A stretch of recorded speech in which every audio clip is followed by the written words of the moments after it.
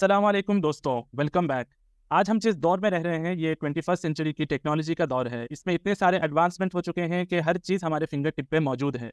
लेकिन इस एडवांसमेंट और टेक्नोलॉजी का बहुत गलत फ़ायदा भी हुआ है।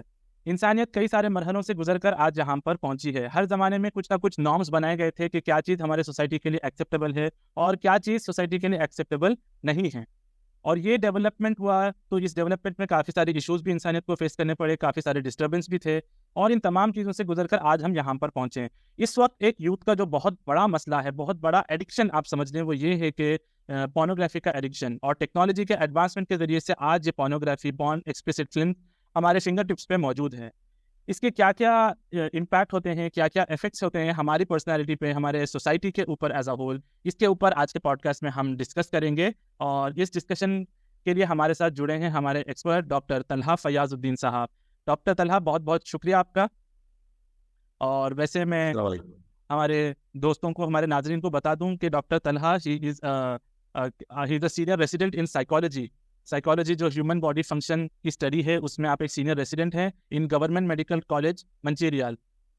तो ये काफ़ी ये सुनवान के लिए बहुत ही मुनासिब एक्सपर्ट हैं जो हमें इस टॉपिक के ऊपर हमें बताएंगे इसके बारे में। डॉक्टर तलहा, जैसे मैंने ओपनिंग दी कि इस वक्त ये एक टेक्नोलॉजी का दौर है और हर चीज़ हमारे फिंगर टिप्स पे अवेलेबल है और उसमें से एक अवेलेबिलिटी है वो कि हमारे पास एक्सेस है इंटरनेट के लिए, जिस पर जो है काफ़ी सारा डिजिटल कंटेंट है और उस डिजिटल कंटेंट में एक चीज़ है पोर्नोग्राफी। आज ये पोर्नोग्राफी इतनी आम हो चुकी है कि लोग उसे टैबू भी नहीं समझते। They do not even consider it taboo और उसे ग्रुप्स में भी देखते हैं। और ये पॉर्न जिसका डेफिनेशन है कि anything which sexually arouses you, तो वो तो आज हमारे जो मेन स्ट्रीम बॉलीवुड फिल्म्स हैं या कुछ भी गाने की वीडियो है, सब में जो है दिखाई देता है। और आज ये एक मल्टी बिलियन डॉलर इंडस्ट्री बन चुकी है कि अगर हमारे ग्लोबल आबादी 7 बिलियन है, उसमें से आज के पॉर्न के वेबसाइट्स पे 42 बिलियन विजिट्स हो चुके हैं, 6 time more than our global population. तो ये क्या आज सोसाइटी में एक एक्सेप्टेबल जो नॉर्म बन चुका है, वो वाकई में एक्सेप्टेबल होना चाहिए या आप कुछ अलग नज़रिया रखते हैं? और मैं करेक्ट कर दूं कि आप साइकोलॉजी नहीं, फिजियोलॉजी में जो है सीनियर रेसिडेंट हैं। जी डॉक्टर फयाज। सोसाइटी के अंदर चीज़ें नॉर्मलाइज लोग करने की कोशिश करते हैं, but the amount of consumption और the popularity of something can not make anything acceptable. और पोर्नोग्राफी के सिलसिले में भी ये बहुत अप्लाई करने की चीज़। अल्लाह ताला ने कुरान में फरमाया कि जो चीज़ खबीस है, जो चीज़ बहुत गलत है, उसको अगर बहुत ज़्यादा लोग भी अपनाना शुरू करें, that will not make it pure, that will not make it good, that will not make it acceptable. अब पोर्नोग्राफी के सिलसिले में जो एक्सेप्टेबिलिटी की आप बात बोल रहे हैं, उसके पीछे बहुत सारे रीजन हैं और बहुत सारे लॉजिक लोग लाते हैं बुनियादी तौर पे। एक ये कि हम किसी का नुकसान नहीं कर रहे, हम जाके बाहर रोड के ऊपर ना टीजिंग कर रहे हैं, ना किसी के साथ ज़बरदस्ती कर रहे हैं। वी आर जस्ट वॉचिंग और सेल्स, हम खुद देख रहे हैं और किसी का नुकसान नहीं पहुंचा रहे, ये पेश कर रहे। और एक इम्पॉर्टेंट और सेक्स एजुकेशन, अगर ये नहीं रहता तो हाउ वुड वी नो कि प्रोसेस क्या है। और इस किस्म के बहुत सारे अपसर्ड रीजन देते हैं, बट ये पूरे रीजंस के देने के बावजूद भी उसकी एक्सेप्टेबिलिटी ज़रा बराबर भी नहीं पड़ सकती। इट इज़ नॉट एक्सेप्टेबल कि इंडिविजुअल अपने आप को नुकसान पहुंचाए। वो देखता है, वो समझ रहा है कि अपने आप को वो प्लेजर दे रहा है, वो प्लेजर नहीं बल्कि एक मानूं के अंदर उसका अपना खुद का डिस्ट्रक्शन और डिग्रेडेशन। उससे आगे बढ़ के अगर वो ये बोले कि मेरा तो नुकसान हो रहा, तो ऐसा नहीं है कि सिर्फ उसी का नुकसान हो रहा, बल्कि ये वो चीज़ है जो पूरी सोसाइटी को भी डिस्ट्रॉय करती है, अंदर से सोसाइटी को खा जाती है। फैमिली का एक सिस्टम खराब हो जाता है। शादी भी अगर वो इंसान करता है जो एडिक्ट है, उसकी शादी के अंदर भी he will not be able to be satisfied with his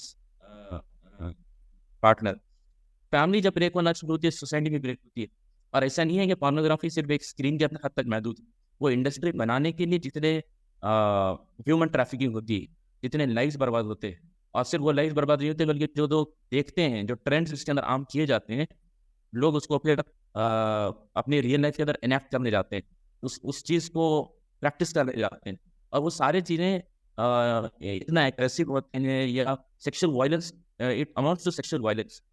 तो वो जो ट्रेंड है उसको इतना नॉर्मल बताया जा रहा है कि this gives pleasure, but basically वो एक सेक्सुअल वायलेंस का तरीका है। और जब सेक्सुअल वायलेंस की तरफ हो जाता है, तो लोग जब उसको प्रैक्टिस करना शुरू करते हैं, तो वो सोसाइटी को भी डैमेज करना शुरू कर देती है। तो ये पूरे आप डायमेंशन देखेंगे, एक इंडिविजुअल, एक फैमिली, एक सोसाइटी है, वो हर चीज़ इनसाइड आउट पूरी डिस्ट्रॉय हो सकती है। सो ये कभी भी एक्सेप्टेबल नहीं हो सकती। वो सोसाइटी जो जिंदा रहना चाहती है, कंस्ट्रक्टिव होना चाहती है, प्रोडक्टिव कुछ करना चाहती है, उसके लिए ज़रूरी है कि वो इस चीज़ को अनएक्सेप्टेबल समझे, बल्कि वो सारे रूट्स को भी बंद करने की उस सोसाइटी की कोशिश करनी चाहिए। जी, डॉक्टर जैसे आपने इसके इफ़ेक्ट्स बताए कि ये इंडिविजुअल ही नहीं बल्कि आगे बढ़कर फैमिली और सोसाइटी को भी इफ़ेक्ट करता है। और मैं नाज़रीन को, हमारे व्यूअर्स को बता दूं कि हो सकता है लोगों को लगे ये आज का जो पॉडकास्ट है ये काफ़ी मतलब PG 15 प्लस या 18 प्लस भी हो सकता है। मैं शुरुआत में डिस्क्लेमर भी लगा दूंगा कि इसका मकसद ये है, आज जो सोसाइटी में बुराई बढ़ रही है उस बुराई को कैसे कर्ब करें। तो बुराई को समझना भी ज़रूरी है कि किस तरीके से बढ़ रही है और वो क्या बुराई है जो बढ़ रही है। इस वजह से आज का ये हमने टॉपिक भी पॉडकास्ट के लिए चुना है। डॉक्टर साहब, अगर हम देखते हैं तो डॉक्टर लॉरेंस जो American board of psychiatry and neurology के हेड हैं, उन्होंने कंपैरिजन करके भी बताया है कि एक पॉर्न एडिक्ट का जो ब्रेन है और एक कोकेन एडिक्ट या ड्रग एडिक्ट, उसके ब्रेन से अगर हम कंपेयर करें तो जो पैटर्न्स हमें मिलते हैं उन दोनों में जो है ऑलमोस्ट 90 to 95% मुतशाबिहत है, सिमिलैरिटी है। तो जो कि दिखने में लग रहा है कि पॉर्न जो हम कुछ कंज्यूम नहीं कर रहे हैं, हम फिजिकली कुछ इनटेक नहीं कर रहे हैं, सिर्फ एक आई का प्लेजर है, वो हमें इफेक्ट इतना कर रहा है जो नुकसान हमें कोकेन और ड्रग्स पहुंचाते हैं। और ये चीज़ें हिडन होती हैं, स्क्रीन पे नहीं आती और लोग इनके नुकसानात समझ नहीं सकते। आज जब ये डिजिटलाइजेशन जब से हुआ है और 1990 से ये WWW जो वेबसाइट की सीरीज शुरू हुई है, काफ़ी सारा कंटेंट मास ऑडियंस के पास आ चुका है। ये इनके बिहेवियर के ऊपर भी काफ़ी सारा इफेक्ट करता है। अगर हम देखें कि कैसे एग्रेसिवनेस एक आ जाती है और किस तरीके से लोनलीनेस और डिप्रेवेशन उनके अंदर आ जाता है, यहाँ तक कि ये बात भी आती है कि उनका फोकस बहुत लिमिटेड हो जाता है। जो ज़्यादा एडिक्ट होते हैं इन चीज़ों के लिए, उनका फोकस बहुत लिमिटेड हो जाता है। तो डॉक्टर तलहा, क्या चीज़ें हैं जो पॉर्न में एक अडल्ट को या एक ह्यूमन को अट्रैक्ट करते हैं कि उसका उसे एडिक्शन लग जाता है, और किस तरीके से वो सब इसके फिर एटीट्यूड पे और बिहेवियर पे इफेक्ट करते हैं? एडिक्शन बेसिकली कोई भी चीज़ का एडिक्शन, जब एडिक्शन होता है तो बुनियादी तौर पे जो भी सब्सटेंस का अब्यूज़ हो रहा है, इधर वो डिजिटल हो या कोई सब्सटेंस वो ड्रग या टोबैको की शक्ल में ले रहा हो, तो उसका इम्पैक्ट ब्रेन में ये होता है कि कुछ केमिकल्स ब्रेन में रिलीज होते हैं, और वो केमिकल्स बुनियादी तौर पे प्लेशर का सेंस देते हैं। तो ये जो न्यूरो ट्रांसमीटर्स रिलीज होते हैं ब्रेन में, जब आसानी से वो चीज़ मिलती है और ब्रेन बहुत ज़्यादा एक्टिव हो जाता है उसको लेकर, यानी प्लेजर सेंटर्स पूरे एक्टिवेट हो रहे हैं, तो आदमी को एक सेंस ऑफ हाई महसूस होता है। और ये जो केमिकल्स रिलीज हो रहे हैं जिस ट्रिगर की वजह से मिल रहे हैं, वो जब ट्रिगर बार बार मिलता है तो उस चीज़ को सेंस करने के लिए एक कंटिन्यूस सर्क्यूट दिमाग के अंदर बन जाता है। जो न्यूरॉन्स होते हैं उनका एक नेटवर्क पूरा कंटिन्यूसली बस वैसा ही फॉर्म हो जाता है कि बार बार वही न्यूरोट्रांसमीटर रिलीज। अब अगर ऐसी कोई चीज़ दी जाए जिसकी वजह से वो न्यूरोट्रांसमीटर बहुत डिले के साथ में रिलीज हो रहा है, तो उसका प्रॉब्लम ये होता है कि आदमी बहुत ज़्यादा फिजटी और बहुत ज़्यादा एंग्शियस होना शुरू होता है। और कंटिन्यूस जब रिलीज ऑफ सेम न्यूरोट्रांसमीटर होते जाता है तो आदमी एक पॉइंट पे उसके ऊपर डिपेंडेंट हो जाता है। क्या? क्योंकि उसके एक नॉर्मल फंक्शनिंग के लिए भी उसको वो एक्साइटेशन की ज़रूरत है, वो एक्टिवेशन की ज़रूरत है, और वो जो सब्सटेंस को वो अब्यूज़ कर रहा है, उस चीज़ की उसको ज़रूरत पड़ती है कि अपने आप को एक्टिव करे। अब जो स्टडी की बात कर रहे थे, जो ब्रेन के स्कैन्स है, और उसके अंदर खास तौर से बताया कि जो प्री फ्रंटल लोब है, यानी ब्रेन का जो सामने का हिस्सा है, वो ह्यूमन बिहेवियर को बहुत ज़्यादा मॉड्यूलेट करता है। ह्यूमन बिहेवियर जो इनहिबिशंस होते हैं उसको रोकता है, या कोई मिसाल के तौर पे किसी को गुस्सा आया और वो गाली बोलना चाहता है, जो इनहिबिट करने वाले सेंटर्स होते हैं वो सामने के प्री फ्रंटल कॉर्टेक्स में होते हैं। उसके साथ साथ अगर किसी को झूठ बोलना है या झूठ बोलने पर अपने आप कंट्रोल करने लगे, those decisions are taken in prefrontal cortex. जितना इमोशनल बिहेवियर है, जितना मेमोरी का कंसोलिडेशन के जितने प्रोसेसेस होते हैं, बेसिकली इनिशिएट होते हैं प्री फ्रंटल कॉर्टेक्स। और एडिक्शन के अंदर ये होता है कि प्री फ्रंटल कॉर्टेक्स में the number of neurons start to die, और जितने कनेक्शन दिमाग में बनते हैं वो ब्रेन को एक्चुअल में एक्टिव रखते हैं, जिंदा रखते हैं, मेमोरी क्रिएट करते हैं। मतलब वो एक कंटिन्यूस सर्किट बन रहे हैं, एक ही पैटर्न के बन रहे हैं, तो उसका नतीजा ये होता है कि दूसरे न्यूरॉन स्टार्ट टू डाई। अब उस स्कैन्स की अगर आप फोटो देखेंगे तो आप you can make out that वो ब्रेन श्रिंक होना शुरू हो रहा है, और वो प्री फ्रंटल कॉर्टेक्स एरिया वो ज़्यादा श्रिंक हो रहा है। और अल्लाह ताला ने कुरान मजीद में ह्यूमन बिहेवियर को एड्रेस करते हुए फरमाया कि नासियतिन काज़िबा, ये जो झूठ बोलने पर उकसाता है या जो इनोवेशन करता है वो प्री फ्रंटल कॉर्टेक्स से, नेशन एरिया को बोलते हैं, और उसी से नासिया का वर्ड आया, और उसको आज प्री फ्रंटल कॉर्टेक्स के साथ रिलेट कर रहे हैं। और वो प्री फ्रंटल कॉर्टेक्स जब श्रिंक होना शुरू होता है, आदमी बहुत ज़्यादा एंग्शियस होता है, बेचैन होना शुरू होता है, फोकस नहीं होता है, बहुत ज़्यादा इमोशनली लेबाइल होता है, बहुत तेज़ी के साथ इमोशंस चेंज होते हैं, बहुत तेज़ी के साथ वो चेंज होता है। और ऐसे सिचुएशन में डिसीजन मेकिंग की कैपेबिलिटी बहुत कमजोर हो जाती है। इसका एक असर तो ये है कि ही इज एडिक्टेड, तो उसका decision making is not being able to prevent him from consuming the same content over and over again. उसके अलावा जिंदगी के हर मामले में भी डिसीजन बहुत कमजोर हो जाती है। कोई भी काम वो करता है तो उसके अंदर उसका इंटरेस्ट बाकी नहीं रहता जी। उसको वो एक्साइटमेंट जब नहीं महसूस हो रहा उसके अंदर वो और ज्यादा देर तक टिक नहीं पाता है। कहता है कि नबी सल्लल्लाहु अलैहि वसल्लम ने फरमाया कि अगर कोई आंखों की हिफाजत करना सीख जाए तो फिर उसको नमाज में हलावत महसूस होगी, नमाज की मिठास महसूस होगी। और उसी चीज को आप पूरी जिंदगी पर डालें तो कोई चीज में अगर मिठास महसूस नहीं हो रही, यानी इंसान फोकस नहीं कर पा रहा, उसकी डेप्थ तक नहीं जा पा रहा, उसको नहीं समझ पा रहा, तो मतलब ये कि उसका ब्रेन कोई और प्रोसेस के अंदर ऑलरेडी बिजी है, ऑलरेडी इतना ड्रेन और इतना फटीग हो गया है, थक गया है कि वो कहीं और फोकस नहीं करता। जी, और हम अगर इसका पैटर्न देखें तो ऐसा नहीं है कि एक बंदा अगर आज देखना शुरू करे तो वो सीधा जो है ना सबसे हाईएस्ट लेवल पे जाके उसे देखे, बल्कि वो स्टेप बाय स्टेप इसमें प्रोग्रेस करता है। पहले वो एमेच्योर चीज़ों से शुरू करता है और ये चीज़ें प्लान भी ऐसी की जाती हैं कि वो उसको स्टेप बाय स्टेप वो पाथ पे लेके जाए जो उसको एडिक्ट कराएगा, ताकि उसको वो चीज़ की लत लग जाए, और जब एक बार लत लग जाती है तो उसको छोड़ना जो है मुश्किल हो जाता है। और ये देखेंगे तो यही डिसेंसिटाइजेशन का मेथड भी यही है। अगर आपको किसी चीज़ से पहले ही बहुत नफरत है, हम एग्जांपल ले लेते हैं कि अगर किसी को पोर्क से, स्वाइन से, पिग से नफरत है, तो एकदम उसके सामने पिग ला दें या उसकी बात करें तो वो थोड़ा हर्ट सा महसूस होता है। तो लोग क्या करेंगे, पहले कोई छोटा सा उसका एक टॉय बनाएंगे, फिर एक एनिमेशन विनी द पू की तरह उसको डिपिक्ट करेंगे कि देखो कितना क्यूट लग रहा है, और इस तरीके से उसको नॉर्मलाइज करेंगे। अब नॉर्मलाइज में जब इतना आगे इंसान बढ़ जाएगा कि वो कार्टून को देख के, इन सबको देख के डिसेंसिटाइज हो गया होता है, अब रियल लाइफ में जब वो उसको देखता है या उसके कंजम्पशन को लेता है, he won't feel bad at all. और इस तरीके से इंसान के अंदर जो शऊर है अच्छाई और बुराई का, वो शऊर जो है खत्म होता जाता है। और जिस तरीके से आपने कहा कि इट ब्रेक्स मैरिटल बॉन्ड, आज मैरिटल बॉन्ड टूटने का सबसे बड़ा रीजन भी यही है। आज से 100 साल पहले लोगों के पास इतना एक्सेस और डेटा नहीं था कि क्या साइजेस होते हैं, कितना ये ड्राइव होता है, कितने ये सब होते हैं प्लेजर के, ये सब चीजें। आज एक्सेस इतना हो गया है कि जब वो चीजें आपने इतनी बार देख ली है और अब वो रियल लाइफ में आप इम्प्लीमेंट नहीं कर पा रहे हैं, then you are unable to reach your excitement and your pleasure level, और उससे रिलेशनशिप में इतने डिस्ट्रप्शंस आ रहे हैं और आप वो चीजें फुलफिल करने के लिए दूसरे तरीके तलाश कर रहे हैं।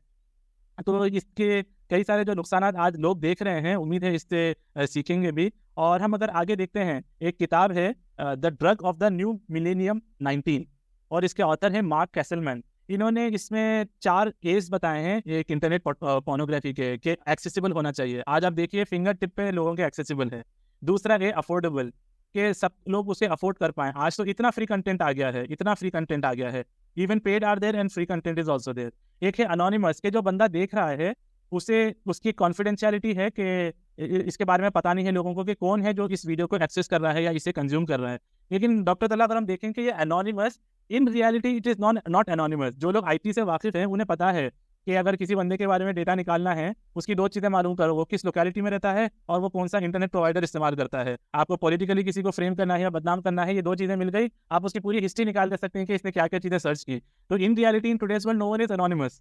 और जो 4th है वो बताता है कि एग्रेसिवनेस, जिस तरीके से आपने बताया कि जो केमिकल्स रिलीज होते हैं और जो पाथ बन जाते हैं ब्रेन के अंदर, जो वायरिंग हो जाती है, उसमें उसके अंदर इतना एग्रेसिवनेस आ जाता है कि अभी उसके इमोशंस पे उससे कंट्रोल नहीं होता है। उसको चाहिए कि फौरन वो चीज़ मिल जाए, और जब नहीं मिलती है तो जो एग्रेशन वो रिलीज करता है, चाहे वो अपने बॉडी पे कंट्रोल लूज करता है या गुस्सा दिखाता है, फ्रस्ट्रेटेड जो बताता है। और आज ये जब चीज़ें हमें लोगों में दिखने को मिलती है क्योंकि वो इतने इन चीज़ों को एडिक्ट हो गए हैं।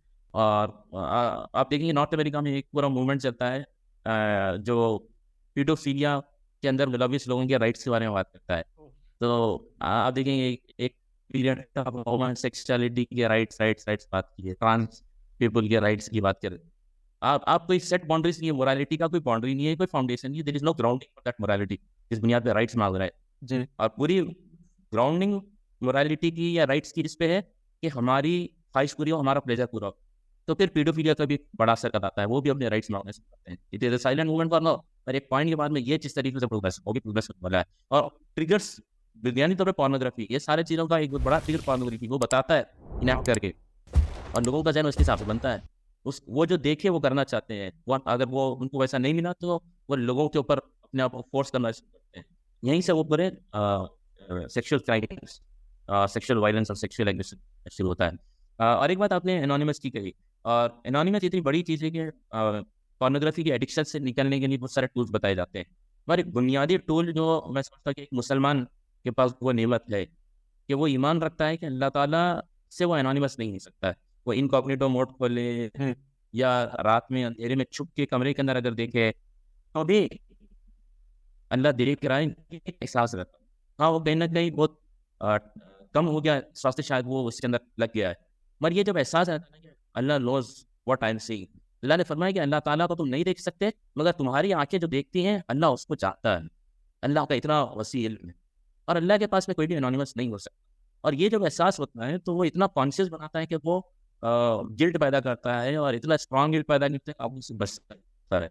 नबी सल्लल्लाहु अलैहि वसल्लम के पास एक लड़का था जिससे नबी सल्लल्लाहु अलैहि वसल्लम अपने रोजमर्रा के कुछ छोटे मोटे काम लेते थे। उनका नाम सालमा बिन अब्दुर्रहमान रज़ियल्लाहु, 13 ईयर ओल्ड, 13 साल का लड़का है। बाज़ रिवायत में 13 to 16 के बीच की उम्र है।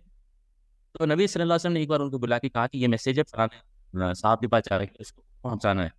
और वो टास्क लेकर सालमा रज़ियल्लाहु अन्हु was going through the streets, और उस जमाने में दरवाजे नहीं थे, क्योंकि दरवाजे नहीं थे, पर्दे थे, और तेज हवा चली, एक पर्दा फटता है, और accidentally for a moment of A second उनकी नजर घर में पड़ती है, जहाँ पर एक औरत नहा रही होती, और उस चीज़ का इतना गिल्ट होता है कि वो मदीना से बाहर भाग जाते हैं और बस रोते जाते हैं। बस इसलिए रोते हैं कि अब मेरे से इतना बड़ा गुनाह हो गया कि I can not face the profit सल्लल्लाहु अलैहि वसल्लम, और मैं अल्लाह को कैसे जवाब दूंगा कि मैं अल्लाह की नाफरमानी कर दिया हूँ। और कई दिन तक वो मदीने में नजर नहीं आते। नबी सल्लल्लाहु अलैहि वसल्लम साहबा से पूछते हैं कि सालबा कहाँ है, तो नबी सल्लल्लाहु अलैहि वसल्लम उमर रज़ियल्लाहु और सलमान रज़ियल्लाहु को भेजते हैं कि सालबा को ढूंढ के लाओ।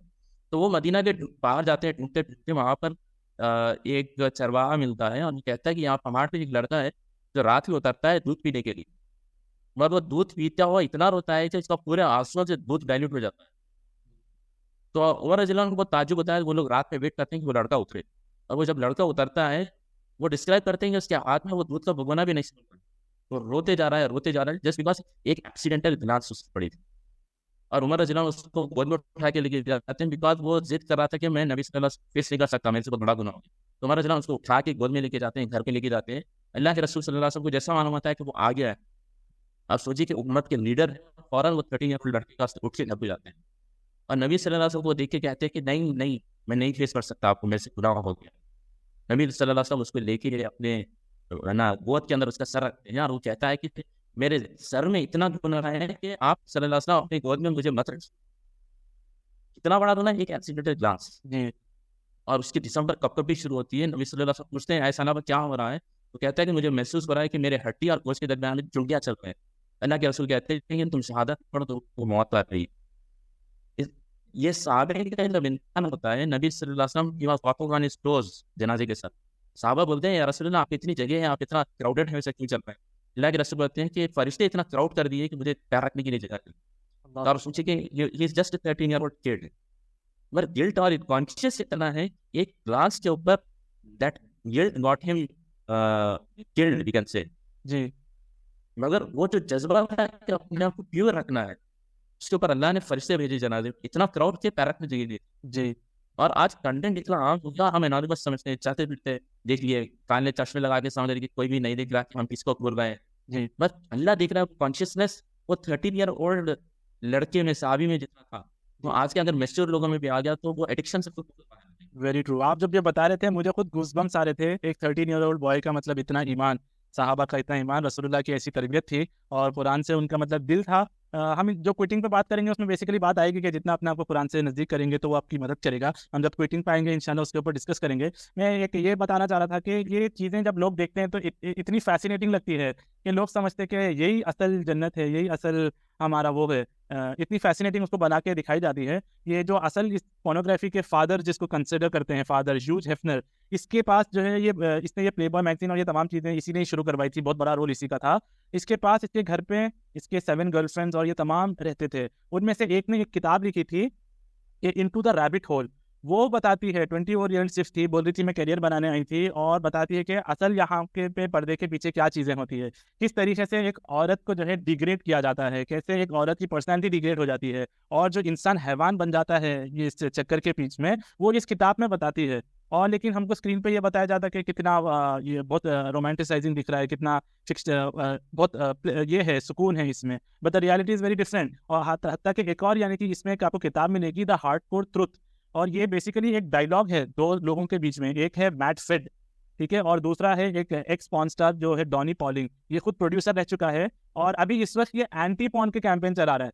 a person who stayed in the porn industry right now he's running anti porn campaign, क्योंकि उसे इस बात का एहसास है, उसने उस चीज़ों को नज़दीक से देखा है कि कैसे ये चीज़ डिस्ट्रॉय करती है आपको, और उसमें वो 10 मिथ्स बस्ट करता है पॉर्न के बारे में। जो एक ये चीज़ होती है ना, बहुत प्लेजरिंग है, बहुत एक्साइटिंग है, बहुत फैंटासाइजिंग है, वो पूरा उन सब चीज़ों को बस्ट करता है कि it is not in reality, क्योंकि ये स्क्रिप्टेड होता है, उनको परफॉर्मेंस देता होता है वहाँ पर जो भी एक्टर्स होते हैं। और इस तरीके से बाकी तमाम जो मिथ आज जो ह्यूमन राइट्स या जो राइट्स लेकर उठे हैं, वो लोग जो बयान करते हैं, उन मिथ्स को वो बस्ट करता है।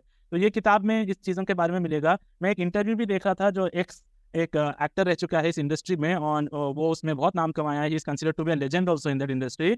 वो इस बात का टेस्टिफाई करता है कि किस तरीके से वो इतना इन्वॉल्व हो गया था इस पोर्नोग्राफी के एक्टिंग में और ये तमाम में, कि अब वो औरत को औरत नहीं समझ रहा था, वो समझ रहा था कि ये एक ऑब्जेक्ट है, she is just to pleasure me. और वो इस चीज़ में इतना गुम हो गया था कि वो बताता है कि जब मैंने लास्ट शूट करके मैं सेट छोड़ के जब गया, उसके बाद मैं पलट के नहीं देखा। मैं एक जगह अकेले में गया और इतना रोया कि उसकी लाइफ बर्बाद हो चुकी थी। उसको अपने नर्वस के ऊपर, अपने जज्बात के ऊपर काबू नहीं रह सका।